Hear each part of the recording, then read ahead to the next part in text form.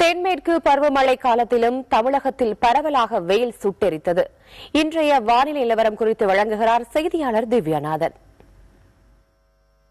பஞ்சாங்க முறைப்படி கத்திரிவெயில் அப்படின்னு சொல்லக்கூடிய அந்த அக்னி நட்சத்திரத்து காலத்திற்கு இணையா நேற்றும் இன்றும் தமிழகம் புதுச்சேரியில் வெப்பம் பதிவாகி இருக்கு. நேற்றும் தமிழகத்தின் பல்வேறு இடங்களில் 40 டிகிரி செல்சியஸ் அளவிற்கு வெப்பம் பதிவானது. இன்னைக்கும் பல்வேறு இடங்களில் 40 டிகிரி செல்சியஸ் அளவிற்கு வெப்பம் அதிகபட்சமா பதிவாகி இருக்கு. அதிகபட்சமா தர்மபுரியில 39.8 டிகிரி செல்சியஸ் அளவிற்கு வெப்பம் பதிவாகி இருக்கு. மதுரையை பொறுத்த வரைக்கும் 39.7 டிகிரி செல்சியஸ் ஆகும்.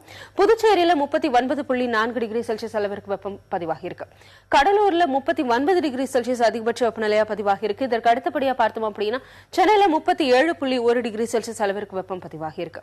கோவையை பொறுத்த வரைக்கும் 34.9 டிகிரி செல்சியஸ் ஆகும். திருச்சியை பொறுத்த வரைக்கும் 37.7 டிகிரி செல்சியஸ் ஆகும். இதற்கு அடுத்தபடியா பாளையங்கோட்டையில அதிகபட்சம், அதாவது நெல்லையில 36 டிகிரி செல்சியஸ் அளவிற்கு வெப்பம் பதிவாகி இருக்கு.